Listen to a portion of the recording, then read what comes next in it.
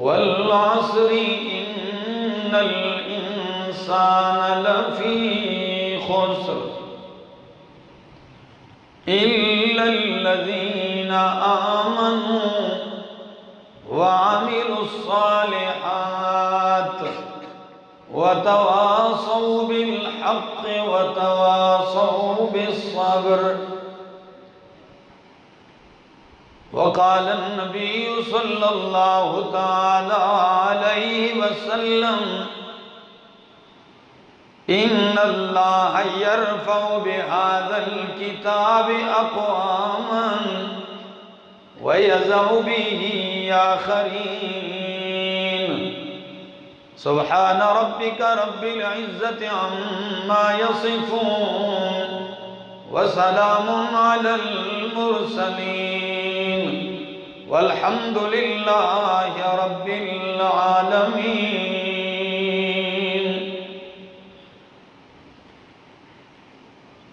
کیسے ممکن ہے حقائق بھی سرابوں میں ملے،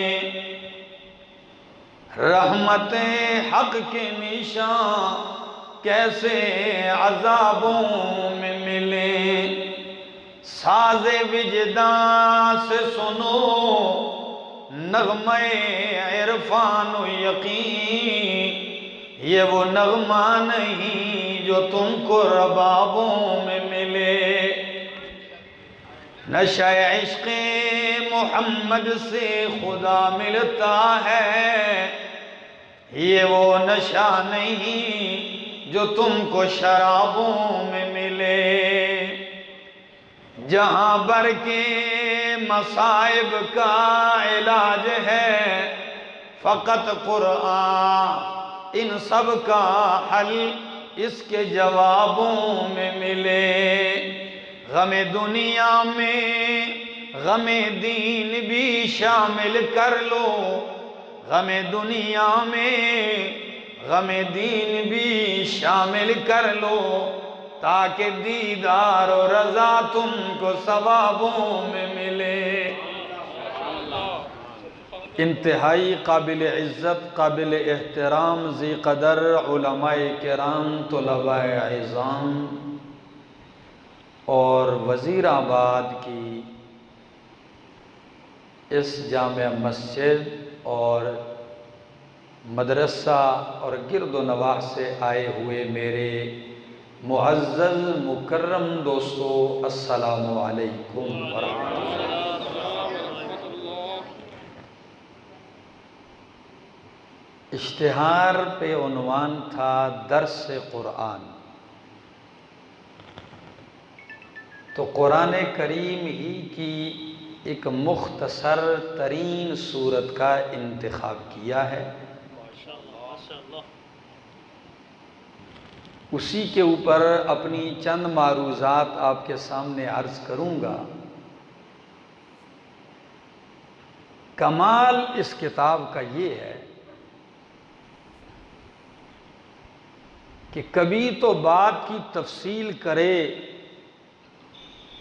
تو پوری سورت ہی ایک موضوع کو لے کے چلے، اور کبھی اختصار کرے تو چند جملوں میں پورے قرآن کا نچوڑ بن کر کے رکھ لے. اس کتاب کے عجائبات نہ ختم ہوئے ہیں نہ قیامت تک ختم ہو سکتے ہیں. جوامع الکلم کا پہلا مصداق اللہ کا قرآن ہے اور دوسرا مصداق محمد الرسول اللہ صلی اللہ علیہ وسلم کا فرمان ہے. ایک مثال پیش کرنے لگا ہوں، اس پر پھر اپنی بات کا آغاز کروں گا. امام قرطبی رحمہ اللہ نے اپنی تفسیر قرطبی میں ایک عجیب بات لکھی ہے. کہتے ہیں مدینہ منورہ ہے، مسجد نبوی ہے، فاروق اعظم رضی اللہ تعالی عنہ مسجد نبوی کے اندر ٹیک لگائے آرام فرما ہیں. اتنے میں ایک شخص ظاہر ہوا اور مسجد نبوی کے دروازے میں آ کے ایسے کھڑا ہو گیا دروازے میں اور کہتا ہے اشہد ان لا الہ الا اللہ واشہد ان محمد رسول اللہ۔ کلمہ پڑھ لیا۔ فاروق اعظم نے پوچھا وَهَلْ لِذَلِكَ سَبَبٌ، کسی نے دعوت دی آپ کو یا ویسے ہی آ کہ آپ نے کلمہ پڑھ لیا، کیا وجہ ہے؟ جواباً کہنے لگے مجھے کسی نے دعوت نہیں دی،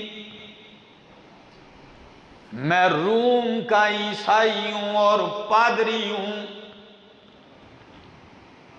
وہاں کے اقتدار والے لوگوں میں سے ہوں، آسمانی کتابوں کا مطالعہ رکھتا ہوں، دعوت کسی نے نہیں دی۔ ایک دن تمہارا مسلمان ہماری جیل میں تھا، قیدی تھا، اور میں جیل کے اندر گھوم رہا تھا، جب اس کے پنجرے کمرے کے باہر سے میرا گزر ہوا،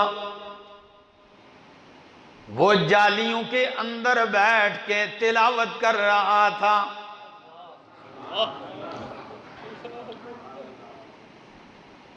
اور اس کی زبان پر ایک آیت آئی۔ جب میں نے توجہ سے اس کی وہ آیت سنی، یقین کیجئے میں حیران رہ گیا کہ وہ ایک آیت تھی لیکن پوری تورات آسمانی ساری کتابوں کا نچوڑ اس میں تھا۔ ایک آیت تھی تو میں سمجھ گیا کہ یہ بشر انسان کا کلام نہیں، واقعی جیسے مسلمانوں کا دعویٰ ہے کہ یہ آسمانی کتاب ہے، اللہ کا کلام ہے، تو مجھے یقین ہو گیا، میں نے کلمہ پڑھ لیا۔ فاروق اعظم فرمانے لگے وہ کون سی آیت تھی؟ تو وہ سورہ نور کی آیت نمبر 52 پڑھنے لگا، اور کیا کہتا ہے؟ وَمَن يُطِعِ اللَّهَ وَرَسُولَهُ وَيَخْشَ اللَّهَ وَيَتَّقْهِ فَأُولَئِكَ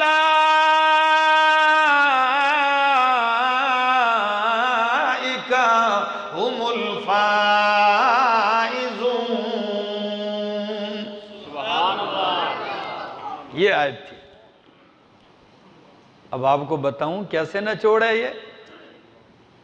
مَن یُطِعِ اللَّهَ، علامہ قرطبی معنی کرتے ہیں مَن یُطِعِ اللَّهَ فِی الْفَرَائِضِ، جس نے فرائض میں اللہ کی اطاعت کی، وَرَسُولَهُ فِی السُّنَنِ، سنتوں میں نبی کی اطاعت کی، وَیَخْشَ اللَّهَ فِیمَا مَضَىٰ مِنْ عُمْرِهِ، جو عمر گزر گئی اس کے بارے میں اللہ سے ڈرتا رہا کہ غلطیاں کی ہیں، کوتاہیاں کی ہیں، وَيَتَّقْهِ فِيمَا بَقِيَ مِنْ عُمْرِهِ، اور جو عمر باقی ہے اس میں بھی اللہ سے ڈرتا رہا، گناہوں سے بچتا رہا، تو فَأُولَئِكَ هُمُ الْفَائِزُونَ، یہی لوگ کامیاب ہیں۔ قربان جاؤں، آیت سنی، ایمان لے آیا۔ فاروق اعظم جواباً کہنے لگے ہاں او عیسائی پادری، یہ سچ ہے کہ میرے نبی کا فرمان ہے کہ قرآن جوامع الکلم ہے، اور نبی کا فرمان بھی جوامع الکلم ہے۔ خود نبی علیہ السلام نے فرمایا اعطیت جوامع الکلم، اللہ نے مجھے اس خاصیت سے نوازا ہے کہ جو بات لوگ مہینوں میں، گھنٹوں میں، ہفتوں میں کرتے ہیں، میرے محمد صلی اللہ علیہ وسلم ایک جملے میں ادا کر دیتے ہیں۔ اللہ اکبر۔ تو جوامع الکلم ایک سورت میں نے آپ کے سامنے پڑھی ہے، سورت کا نام سورت العصر ہے، آخری پارہ ہے، سورت العصر مکی سورت ہے، اور ٹوٹل 3 آیتیں ہیں۔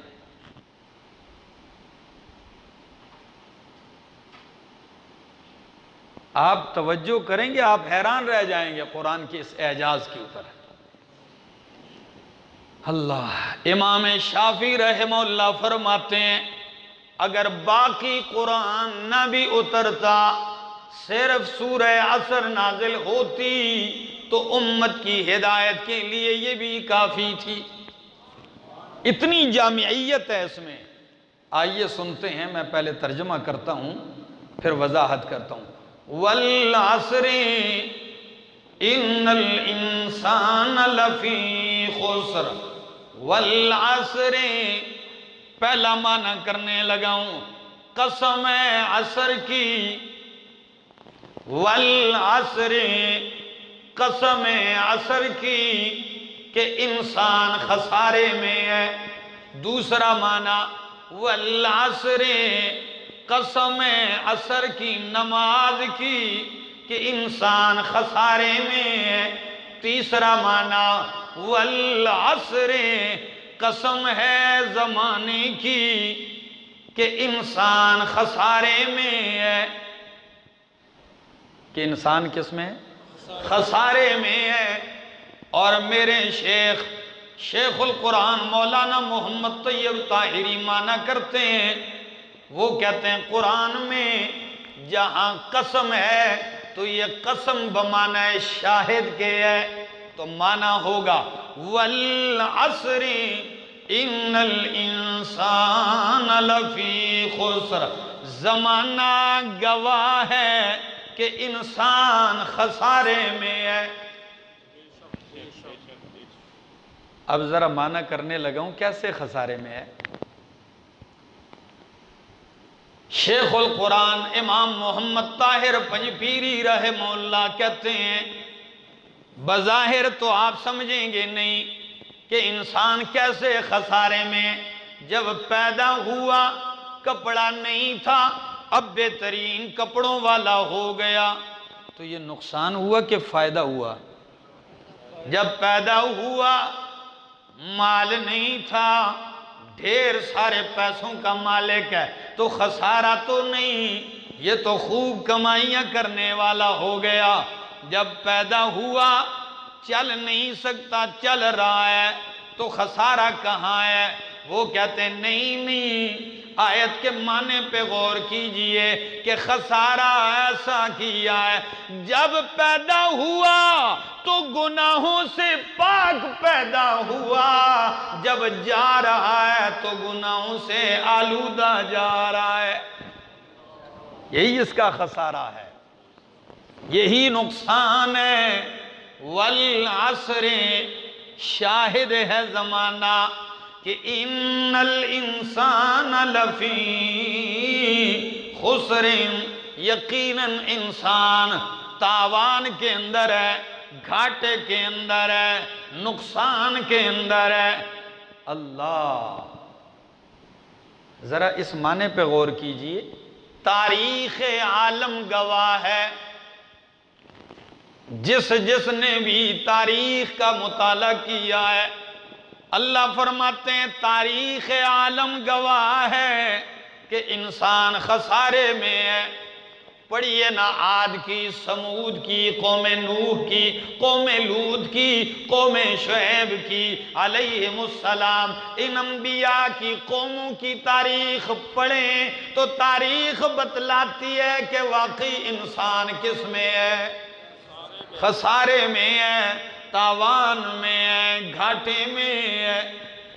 ایک دوسرا کہ عصر سے مراد خود انسانی عمر ہے، کہ انسان کی زندگی آپ کی 20 سال، 40 سال، 60 سال، 70 سالہ زندگی یہ شاہد ہے، گواہ ہے کہ انسان خسارے میں ہے، زندگی گزر رہی ہے، رات آ رہی ہے، دن جا رہا ہے، سال گزر رہے ہیں، مہینے گزر رہے ہیں، اور انسان کما کچھ نہیں رہا، تو خسارے میں ہوا کہ نہیں؟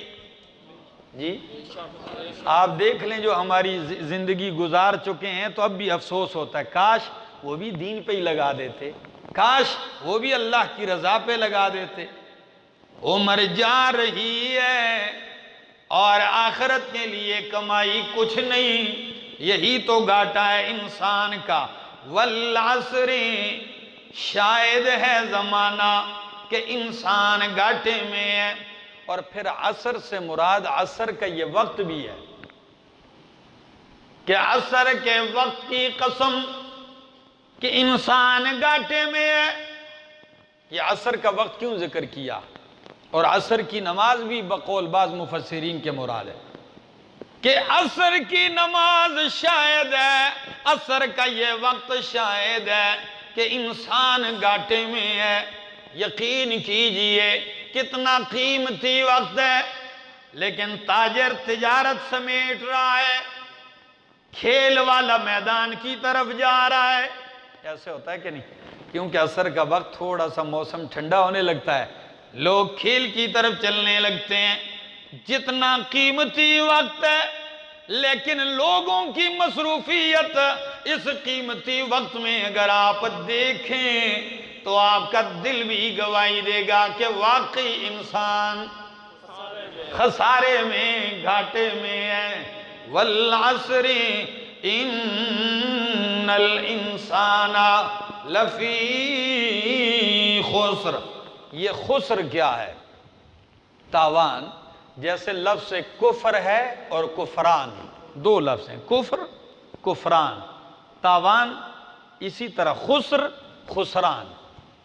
یہ تاوان کیا ہے وہ نہیں بتایا کہ کون سے تاوان میں ہے، اور پھر یہ لفظ بھی نہیں استعمال فرمایا۔ علماء بیٹھے ہیں کہ ان والعصر ان الانسان قد خسر، انسان نے گھاٹا کما لیا، تاوان کر دیا، یہ نہیں فرمایا۔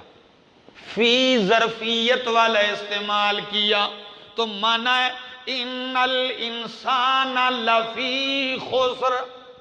وزیر آباد والو، اللہ فرماتے ہیں تاکید مبالغہ اس قدر ہے کہ انسان تاوان کے اندر ہے، یعنی تاوان ایک سمندر ہے اور یہ بیچارہ انسان اس میں غرق ہے۔ فی خسر فرمایا، یہ میں نہیں کہہ رہا، ہمارا خالق اور مالک کہہ رہا ہے، اور قسم کھا کے کہہ رہا ہے کہ انسان گھاٹے میں ہے۔ اس کو گھاٹے نے ہر طرف سے گھیر رکھا ہے، لیکن اسے خبر تک نہیں ہے۔ اور اسی عصر سے پہلی سورت میں بھی یہی فرمایا کہ الہاکم التکاثر، تمہیں غافل کر دیا ہے التکاثر، کثرت کی طلب نے۔ جس کے پاس لاکھ ہیں وہ 10 کرنا چاہتا ہے، جس کے پاس کروڑ ہیں وہ ارب کرنا چاہتا ہے، جس کے پاس اربوں ہیں وہ کھربوں بنانے کے چکر میں ہے۔ کوئی اس دنیا میں ایسا نہیں جو غفلت والا نہ ہو، سوائے چند کے جو خود قرآن ذکر کرتا ہے۔ تو پہلی سورت میں فرمایا الہاکم التکاثر حتی زرتم المقابر، اور بعد والی سورت میں بھی فرمایا ویل، او بربادی ہے تیرے لیے۔ درمیان میں پھر فرمایا والعصر ان الانسان لفی خسر، انسان خسارے میں ہے۔ یا اللہ کس خسارے میں ہے؟ یہ خسارہ دین کا بھی ہے، یہ خسارہ ایمان کا بھی ہے، یہ خسارہ عمل کا بھی ہے، یہ خسارہ کبھی کفر کا ہے، یہ خسارہ کبھی بد عملی کا ہے، بد اعتقادی کا ہے۔ خسارہ ایک نہیں ہے، اس لیے کسی ایک خسارے کا ذکر نہیں کیا، ہر انداز سے کوئی عمل کے لحاظ سے خسارے میں ہے، ایسا کوئی عقیدے کے لحاظ سے خسارے میں ہے، کسی کا عقیدہ ٹھیک ہے تو عمل نہیں کرتا؟ جی بس عقیدہ ٹھیک ہے، سوئے رہو، نماز کی کیا ضرورت ہے؟ کئی لوگ کہتے ہیں الحمدللہ جی میں تو توحیدی ہوں، اب توحیدی ہے تو بس جو مرضی ہے کرتا جائے۔ نہیں، معاملات ٹھیک نہیں ہے اس کے، عقیدہ بالکل ٹھیک ہے لیکن معاملات ٹھیک نہیں ہے، جیبیں کاٹ رہا ہے، مختلف لوگ ہیں۔ تو خسارہ ایک قسم کا نہیں ہے، اس لیے اللہ نے اسے عام کر دیا۔ کبھی قرآن خسارہ کفر کو بھی کہتا ہے، شرک کو بھی خسارہ کہتا ہے۔ مثلا قرآن کہتا ہے لَإِنْ أَشْرَكْتَ لَيَحْبَطَنَّ عَمَلُكَ وَلَتَكُونَنَّ مِنَ الْخَاسِرِينَ۔ لَإِنْ أَشْرَكْتَ، اگر بالفرض آپ نے بھی شرک کیا، لَيَحْبَطَنَّ عَمَلُكَ، تو آپ کے عمل کیا ہو جائیں گے؟ ضائع ہو جائیں گے۔ وَلَتَكُونَنَّ مِنَ الْخَاسِرِينَ، اور آپ خسارہ اٹھانے والوں میں سے ہو جائیں گے۔ اور کبھی خسارہ اللہ ان لوگوں کے بارے میں بھی کہتا ہے کہ وہ لوگ تاوانی ہیں جن کا یہ عقیدہ نہیں ہے کہ ایک دن آنے والا ہے، رب سے ملاقات ہونی ہے، رب کے حضور پیش ہونا ہے، رب کے سامنے بھی جانا ہے۔ جس کو یہ عقیدہ نہیں، یہ یقین نہیں، یہ بھی خسارے میں۔ مثلا اللہ کا قرآن سورہ انعام آیت نمبر 31 میں فرماتے ہیں قَدْ خَسِرَ الَّذِينَ كَذَّبُوا بِلِقَاءِ اللَّهِ، گھاٹے میں پڑ گئے، خسارے میں پڑ گئے جنہوں نے اللہ کی ملاقات کو جھٹلا دیا ہے۔ ایسے بھی لوگ ہیں۔ ہمارے پاکستان کا ایک سادہ سا مزدور مجھے سعودیہ میں ملا تو میں نے اس کے سامنے کہا، میں نے کہا یار بڑے اچھے لوگ ہیں، عرب لوگ ہیں، مجھے محبت ہے۔ تو وہ مجھے کہنے لگا مولانا صاحب بس آپ دور سے ہی محبت کریں تو اچھا ہے۔ میں نے کہا کیوں؟ کہتا ہے میرا کفیل ہے، اتنے مہینے میں نے کام کیے، وہ پیسے سارے ہڑپ کر گئے، اب دیتا بھی نہیں ہے، اس نے مجھے تنگ کیا ہوا ہے۔ تو میں نے کہا پھر؟ کہتا ہے اب آپ کو بتانے لگا ہوں، جب میں اس کے پاس آیا تنگ ہو کے، میری آنکھوں میں آنسو تھے، میں نے کہا نہیں دیتے ہو؟ کہتا ہے نہیں دیتا ہو، جاؤ جو مرضی ہے کرو، جاؤ۔ تو میں اٹھتے ہوئے ایک جملہ کہہ دیا اس کو، میں نے کہا کیا قیامت نہیں آئے گی؟ قیامت نہیں آئے گی؟ اللہ کے سامنے نہیں جاؤ گے؟ اس دن دینا پڑے گا۔ تو اٹھ کے کہتا ہے آپ کے پاس جیب میں جو ہے وہ بھی مجھے دے دو، اس دن مجھ سے لے لینا۔ کہتا ہے جیب میں جو ہے وہ بھی مجھے دے دو، بس اس دن پھر وہ بھی لے لینا۔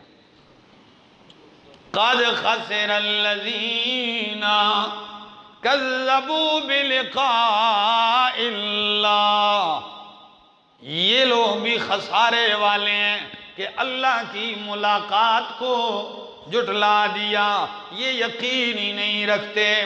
اور کبھی خسارہ یہ ہے کہ بندہ ایمان تو رکھتا ہے، عمل بھی کرتا ہے، لیکن گناہ زیادہ ہیں اور نیکیاں، تو یہ بھی گھاٹا ہے۔ قرآن اس کا بھی ذکر کرتا ہے، قرآن کہتا ہے وَمَنْ خَفَّتْ مَوَازِينُهُ فَأُولَئِكَ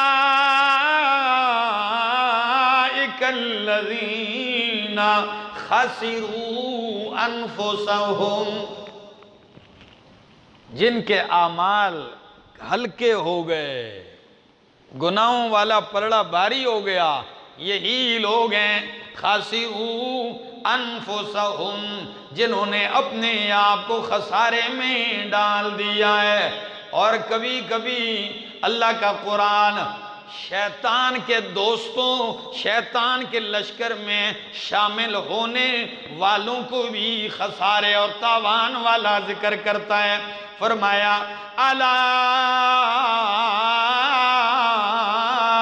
ان حزب اللہ ان حزب الشیطان هم الخاسرون،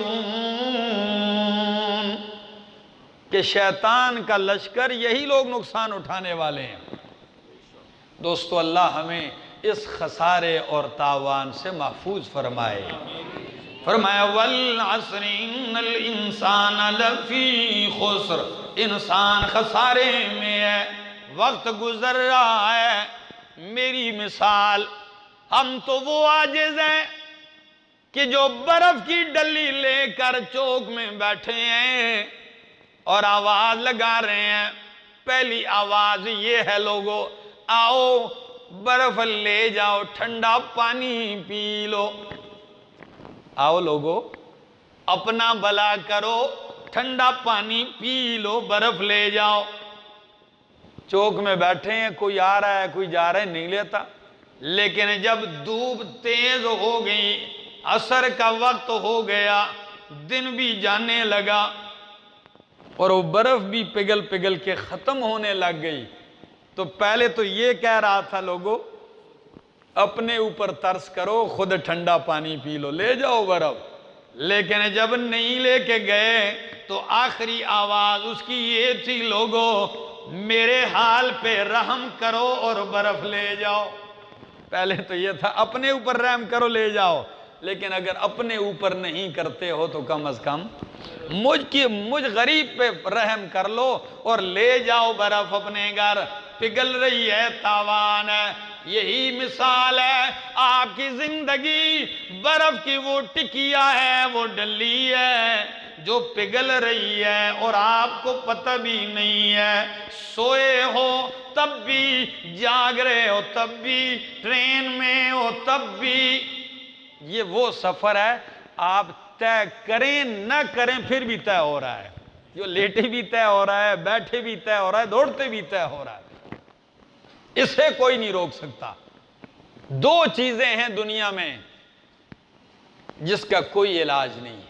ایک بڑھاپے کا کوئی علاج نہیں ہے، چاہے ساری دنیا کا کوئی بندہ بادشاہ بن جائے، جو مرضی یہ کھائے لگائے، بڑھاپا آئے گا، روک نہیں سکتا، اس کا کوئی علاج نہیں۔ اور ایک موت کا کوئی علاج نہیں ہے، اور یہ دونوں چیزیں ہم پہ آ رہی ہیں۔ یہی خسارہ ہے، عمر بیت رہی ہے، جا رہی ہے اور آپ سوئے ہوئے۔ وقت کی قدر کیجئے۔ ایک نکتہ بیان کرنے لگا ہوں آپ کو، بڑا دلچسپ ہے۔ میرے شیخ کے والد گرامی شیخ القرآن مولانا محمد طاہر رحمہ اللہ سفر پر تھے، ساتھ شاگرد بھی تھے، شاگرد بھی بڑے بڑے علماء مفسرین تھے۔ ایک جگہ انہوں نے عصر کی نماز پڑھی، تو مسافر ہو تو عصر کی نماز کتنی رکعتیں پڑھتا ہے؟ کتنی رکھتے ہیں؟ مسافر 2 رکعتیں پڑھتا ہے۔ تو سلام پھیرا، تھوڑی دیر بیٹھے ہوئے مسافر تھے، چلنے ہی والے تھے، ایک جملہ دہرا دیا، کہنے لگے میرے ساتھیو یہ 2 کی علت اور حکمت کیا ہے؟ یہ جو 4 سے 2 کر دی ہے، اس کی وجہ کیا ہے؟ تو اب شاگردوں میں سے ہر شاگرد اپنی اپنی رائے دے رہا ہے کہ میرے علم کے مطابق، خیال کے مطابق تو 4 سے 2 اس لیے کی ہیں کہ مسافر کو تکلیف نہ ہو، مشقت ہے، تکلیف۔ تو شیخ القرآن کہنے لگے نہیں، اگر تکلیف کی وجہ سے 4 سے 2 کر دی ہیں تو جو بندہ بیمار ہو، گھر میں پڑا ہو، وہ 4 ہی پڑے گا یا 2 پڑے گا؟ حالانکہ مسافر سے زیادہ تکلیف تو اس بیمار کو ہے، بھلے اسپتال میں ہی کیوں نہ پڑا ہو۔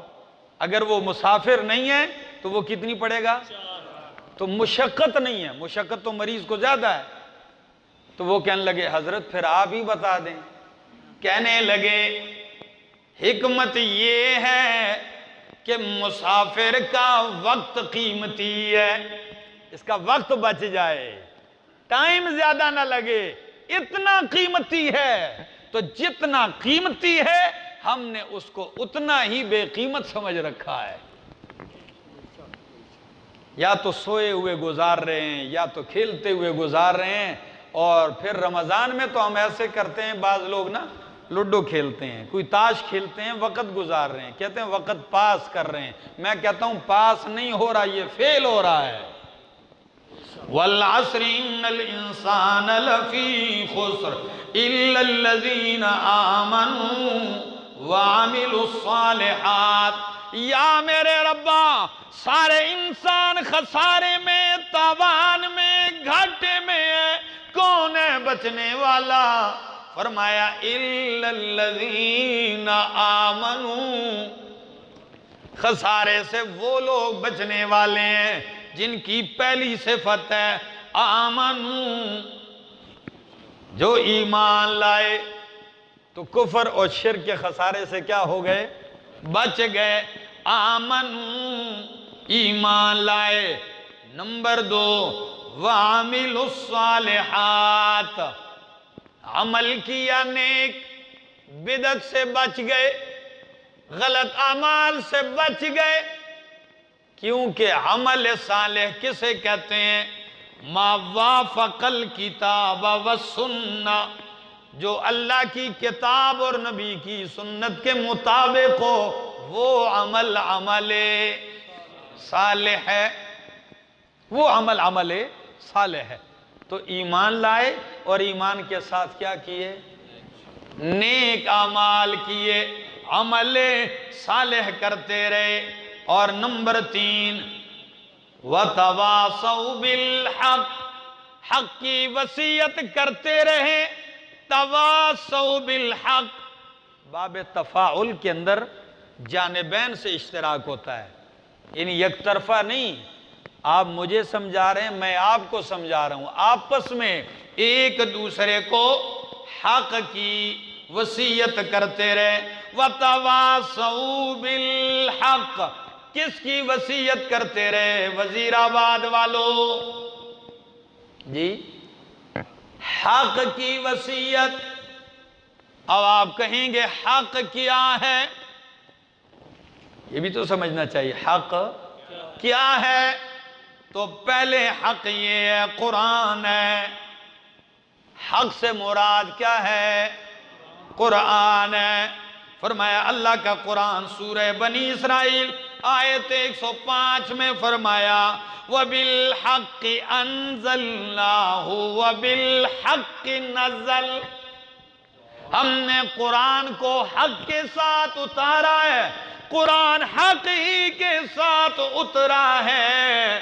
تو جب قرآن حق ہے تو تواصوا بالحق کا معنی ہوگا ایک دوسرے کو قرآن کی تلقین کرتے ہیں، قرآن کی تلقین کرتے ہیں، قرآن کی وصیت کرتے ہیں۔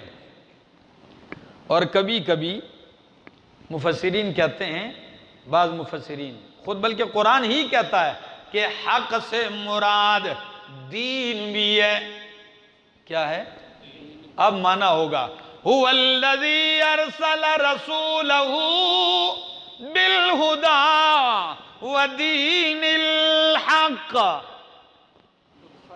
هو الذی ارسل رسولہ بالہدی، اللہ وہ ذات ہے جس نے اپنا رسول بھیجا ہدایت کے ساتھ، ودین الحق، دین حق کے ساتھ بھیجا۔ تو معنی ہوگا وَتَوَاصَوْا بِالْحَقِّ، آپس میں ایک دوسرے کو دین کی باتیں کرتے ہیں، دین کی وصیت کرتے ہیں، دین کی تلقین کرتے ہیں۔ اور حق سے مراد خود نبی کریم صلی اللہ علیہ وسلم بھی ہیں، اِنَّا أَرْسَلْنَاكَ بِالْحَقِّ، تو نبی کریم کی اتباع کا بھی حکم کرتے ہیں ایک دوسرے کو۔ اور چوتھی بات وَتَوَاصَوْا بِالصَّبْرِ، صبر کی تلقین کرتے ہیں۔ حق کے بعد صبر کی بات کیوں کی؟ اشارہ کر دیا کہ میرا بندہ تو جب حق کی وصیت کرے گا تو تکلیفیں بھی آئیں گی، آزمائشیں، تکلیفیں آئیں گی، مارا جائے گا، پیٹا جائے گا، گھسیٹا جائے گا۔ ملک بدر کیا جائے گا، علاقہ بدر کیا جائے گا، اپنے بیگانے ہو جائیں گے، تیرے قتل کے منصوبے بنیں گے۔ فرمایا حق کے ساتھ صبر کی بھی تلقین کیا کرو۔ تواصوا بالحق و تواصوا، ان ساری چیزوں پہ آپ نے کیا کرنا ہے؟ صبر کرنا ہے۔ اور جب صبر کرو گے تو قرآن کہتا ہے ان اللہ مع الصابرین، اللہ صبر کرنے والوں کے ساتھ ہے۔ صبر کے 3 درجے ہیں، حق بات پہ ڈٹ جانا بھی صبر ہے، مصیبت برداشت کرنا بھی صبر ہے، گناہوں سے اپنے آپ کو روک لینا بھی صبر ہے۔ تو تواصوا بالصبر، صبر کا ایک انعام کہ اللہ آپ کے ساتھ ہے۔ صبر کا دوسرا انعام، وزیر آباد والو، قیامت کے دن جس بندے نے جو عمل کیا ہوگا، کسی کو بدلہ ملے گا، اس کو اتنا دے دو، اس کو اتنی جنت، اس کو اتنا دے دو، اس کو اتنا۔ لیکن صبر کی باری آئے گی تو قرآن کہتا ہے انما یوفی الصابرون، صبر کرنے والوں کو ان کا اجر دیا جائے گا بغیر حساب۔ یہ وہ چیز ہے کہ اس کا حساب نہیں ہوگا، بغیر حساب کے دیا جائے گا۔ اور ایک روزہ ہے جس کا اجر بغیر حساب کے ملے گا۔ کیوں؟ اس لیے کہ اس کا علم مخلوق کو نہیں ہوتا۔ میں نے روزہ رکھا ہے، میرے روزے کا پتہ فرشتوں کو بھی نہیں لگتا، آپ کو بھی نہیں لگتا، کسی کو نہیں پتہ لگتا۔ کیوں؟ پتہ تو اس چیز میں لگتا ہے جب کوئی دیکھے، آپ کرو گے تو نظر آئے گا۔ روزہ کرنے کا نام نہیں ہے، روزہ کچھ نہ کرنے کا نام ہے، تو نہ کرنے میں ریاکاری نہیں ہوتی۔ اسی لیے فرمایا کہ روزہ بندے اور رب کے درمیان راز ہے، ایک اس کا اجر بغیر حساب کے ملے گا اور ایک صبر کا۔ تو تواصوا بالحق و تواصوا بالصبر، عمل کیجئے ایمان کے ساتھ، وصیت کیجئے حق کی، صبر کی، یہی کامیابی کے اصول ہیں، یہی سورہ عصر میں بیان کیے گئے۔ اللہ سے دعا ہے اللہ عمل کی توفیق عطا فرمائے، اللہ قرآن کریم کی سمجھ نصیب فرمائے۔ دوستو، آپ کو پتہ ہے جس دور سے ہم گزر رہے ہیں، یہ ایک ایسا دور ہے، فتنے کا، فساد کا دور ہے، ہر طرف سے فتنوں کی ایک یلغار ہے۔ صبح ہوتے ہیں، آپ میڈیا دیکھیں، صبح ہوتے ہی ہزاروں فتنے نکلے ہوتے ہیں، بندہ پریشان رہتا ہے۔ میرے دوستو، ان تمام فتنوں کا علاج اور ان سے بچنے کا نسخہ اللہ کا قرآن ہے۔ اس لیے یہ محض ثوابوں کی کتاب نہیں ہے کہ پڑھ لیا، پھونک لیا، پڑھ لیا، کھا لیا، پڑھ لیا، سو گئے، نہیں، یہ ایک طریقہ ہے، یہ ایک دستور حیات ہے، یہ آپ کو زندگی کی راہیں بتلانے والی کتاب ہے۔ اگر آپ تاجر ہیں، آپ کی رہنمائی تجارت میں کرتا ہے، اگر آپ آرمی چیف ہیں، آپ کی رہنمائی فوج کو منظم کرنے میں کرتا ہے، اگر آپ چیف جسٹس ہیں تو آپ کی رہنمائی فیصلے کرنے میں کرتا ہے، اگر آپ حکمران ہیں تو آپ کی رہنمائی حکومت چلانے میں کرتا ہے، اگر آپ والد ہیں تو آپ کی رہنمائی اولاد کی تربیت میں کرتا ہے، اگر آپ بیٹی ہیں تو آپ کی رہنمائی کرتا ہے، ماں سے کیسے پیش آنا ہے، باپ سے کیسے پیش آنا ہے، اور اگر آپ خاوند ہیں بیوی کے ساتھ گزران کی رہنمائی کرتا ہے، اگر عورت ہے تو آپ سے خاوند کے ساتھ زندگی گزارنے کی رہنمائی کرتا ہے، اگر آپ محلے دار ہیں تو پڑوسیوں کے حقوق بتلاتا ہے۔ میرے دوستو، یہ زندگی کا کوئی شعبہ اس کتاب نے چھوڑا نہیں جس میں انسان کی رہنمائی نہ کی ہو۔ یہ جو تباہی آ چکی ہے، وجہ کیا ہے؟ کہ ہم نے قرآن کریم کو صرف چومنے اور چاٹنے کی حد تک سمجھ رکھا ہے، دلہن جا رہی ہے بس ڈولی میں رکھ دیا اور ساتھ کپڑے میں باندھ کے اسے کہہ دیا کہ جیسے ہی آپ خاوند کے گھر پہنچو گی نا تو اس کو سب سے اوپر جگہ میں رکھ دینا اور پھر زندگی بھر اس کو ہاتھ نہیں لگانا. یا یہی مقصد ہوتا ہے، یا یہ مقصد ہوتا ہے دلہن کو ہاتھ میں دینے کا کہ یہ قرآن لے جاؤ اور اس کے اوپر ہاتھ رکھ دو کہ میں نے اس گھر کے اندر کسی کو چین سے رہنے نہیں دینا. یہ حال ہوتا ہے. پھر اس کے آنے کے بعد جو حشر ہوتا ہے، باقی پوری زندگی قرآن سے دور رکھا ہوتا ہے. یا پھر یہ ہے، یا پھر جب کوئی مرتا ہے تو ساتھ چارپائی کے ساتھ رکھ دو اور قبرستان تک لے جاؤ اور کچھ صورتیں قبر کے اندر دفنا دو اور جو بچ جائیں وہ کتبوں کے اوپر لکھ دو. آیت الکرسی لکھی ہوئی ہوتی ہے، سورہ اخلاص لکھی ہوتی ہے، چڑیوں کی بٹھ اوپر ہے، پرندے اوپر آ کے گند کر رہے ہیں، جانور اور وحشی حیوانات چل رہے ہیں. میں پوچھتا ہوں ان مسلمانوں سے کہ میرا مسلمان، کیا یہ تیرے نبی کا طریقہ تھا؟ کیا نبی کے صحابہ کا یہ طریقہ تھا کہ تو نے قرآن مردوں کے قبرستان میں لکھا ہے؟ یہ لکھا کس لیے تو نے؟ یہ زندوں کے لیے لکھا ہے. تو زندوں کو تو گھر میں قرآن میسر ہے، نہیں پڑھتے. اگر تو نے مردے کے لیے لکھا ہے تو مردہ باہر نکل کے پڑھے گا اس کو، یا اس کو پڑھنے کا کوئی فائدہ ہوگا؟ کیا مقصد ہے؟ میرے دوستو، میں تو پریشان ہو گیا ہوں. میرے ماموں تھے، میں اکثر ان کی بات کرتا ہوں، کراچی سے آئے، کہنے لگے بھانجا میں بہت پریشان ہوں، ڈپریشن کا شکار ہوں. میں نے کہا کیا ہوا؟ کہنے لگے کراچی میں بہت پھرا ہوں یہ دم کرنے والوں کے پاس. تو میں نے کہا آپ نے مجھ سے پوچھا ہے؟ اللہ کے بندے، تھیلی پاس تھی، اتنی ساری تعویذ گٹھڑی اٹھائی. کہتے ہیں جس کے پاس جا رہا ہوں وہ درجن دے دیتا ہے. کہتا ہے یہ بوتل میں صبح پیا کرو گول کے، کوئی کہتا ہے شام کو پیا کرو، کوئی کہتا ہے دوپہر کو پیا کرو. میں نے کہا کتنے ایک پیئیں؟ کہتے ہیں بھانجا بس تقریباً من ایک کاغذ تو میں کھا چکا ہوں گا. میں نے کہا کوئی صحت ہوئی ہے؟ کہتا نہیں اور بگڑی ہے. میں نے کہا من کاغذ اور کھاؤ تو پتہ چل جائے گا آپ. کیا ہم نے قرآن کو یہ اہمیت دی رکھی؟ یہ ظلم ہے میرا دوست. قرآن اس لیے آیا تھا، یہ مقصد تھا قرآن کے نزول کا؟ یہ ہرگز نہیں تھا. آئیے، جس شخص نے قرآن کو کھولا ہے اللہ نے اسے عزتوں سے مالا مال کر دیا ہے. کھولیے. آپ کے پنجابی شاعر نے کیا ہی خوب کہا تھا نا کہ ٹھپے قرآن نو مندا ہر کوئی، ٹھپے قرآن نو مندا ہر کوئی، ٹھپے قرآن نو مندا ہر کوئی، تے کھلے قرآن نو مندا کوئی کوئی.